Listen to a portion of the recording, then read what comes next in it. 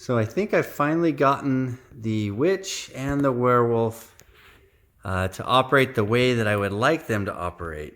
When you get them from the store, unfortunately, if you plug it in, so if you have them on a timer or something and that you just power on, they're going to come up into the off/try me mode, and nothing's going to happen.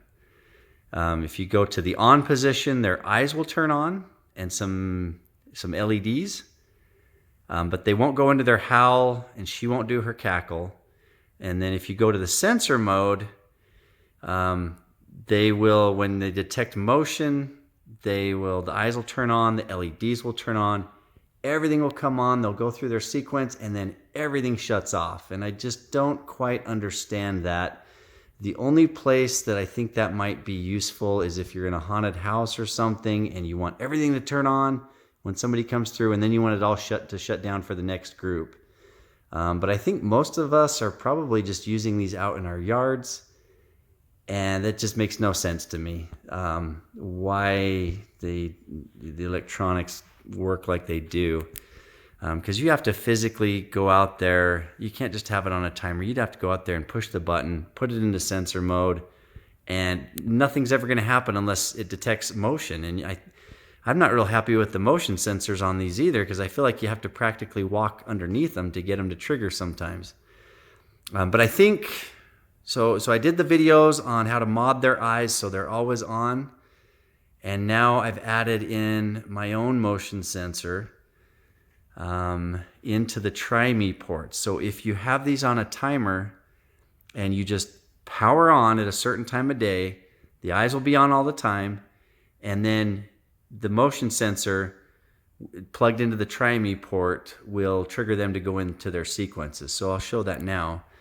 So I've got, let's see, right here, that is my witch motion sensor. It's turned around, so I'm just going to kind of walk in front of it, and she should go into her sequence.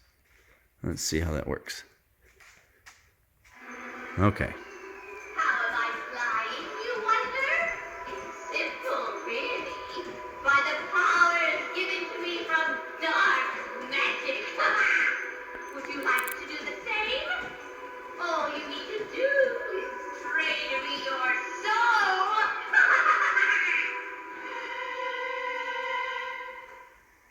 Okay, so that's exactly what I want. That's all I wanted it to do. And unfortunately, it's a little bit redundant because they already have IR sensors built in. But I don't like the way that they work. So kind of did my own thing. That's what I want to happen though. I want the eyes on all the time, and when they sense motion, I want her and him to go into their sequences. So now let me try the werewolf, and his motion sensor is all the way over here. Let's see. So that.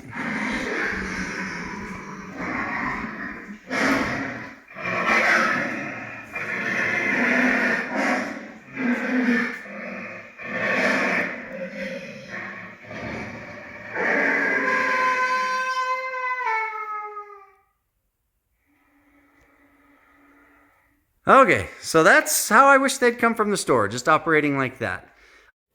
All right, here's how I built my motion sensor. And I know this might look a little scary to you. It looks like there's a lot there. It's really quite simple. You can do this. And there are some great videos. I'm not taking credit for this. There are great videos on YouTube of people that have done this. And they show you much better. They do it much better than I've done it here. But I'm just going to kind of show you just a real top level how I did this. So first of all, you can go online and you can buy these mono audio jacks. So just one stripe. So there's only two connections here. Two wires coming out of each one. Okay. And this is what's going to plug into the try me port on your witch or your werewolf.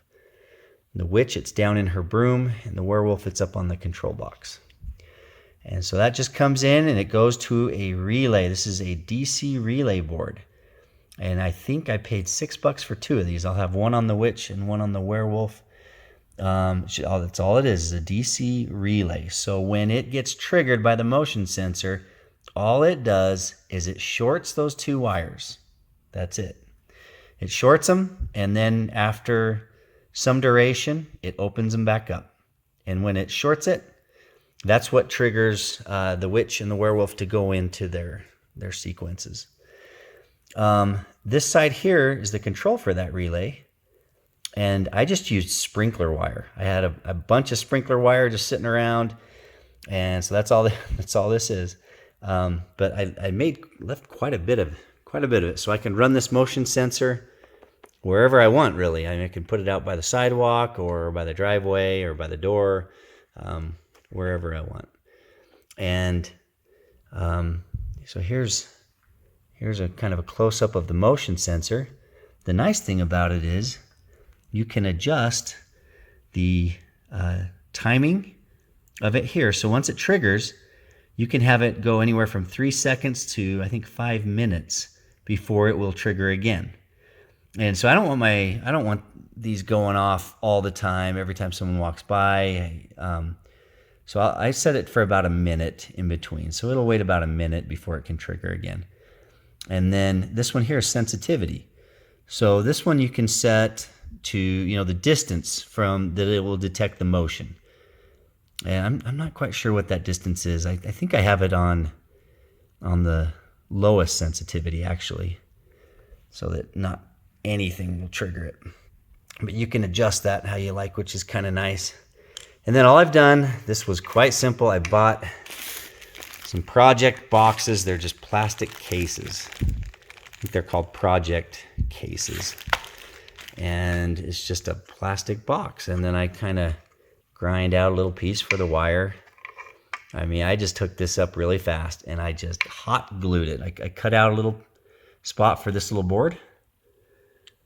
So I basically cut out just right around the white edges. So it'll fit up in there, and then I hot glued it in. That's it. Quite simple, and that's the motion sensor. And so it has 3 wires that come out.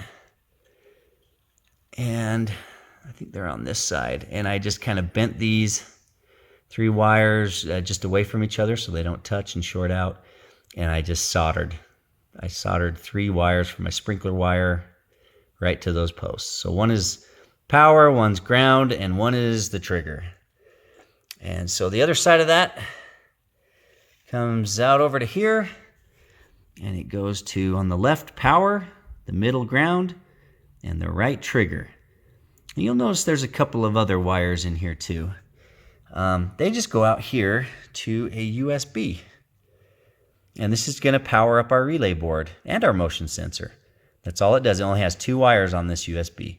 So one of them goes to the power on the left with the motion sensor power, and the other one goes to the ground with the motion sensor ground. So I hope this doesn't look too intimidating to you. I promise you can do this. It's not bad. Watch the videos on YouTube. I think if you just type in Halloween prop motion sensor, it'll pull up some really good videos, way better than what I've shown you here. So hopefully this has been helpful in giving you some ideas. One thing I did fail to mention is I think you could use the IR sensors that come with them, and you could run those into relays and go right into the Tri-Me port without having to have your own external IR sensor. And there's some advantages and disadvantages to both of those methods. But I hope this has been helpful and giving you some ideas. Please share any thoughts in the comments. If you have any ideas, let me know, because there's a lot of different things we could do. You know, Home Depot does make some pretty cool Halloween props. Kind of wish my wife would quit buying all of this stuff. But it's a lot of fun. I've actually enjoyed working on these little projects to get these operating how I like.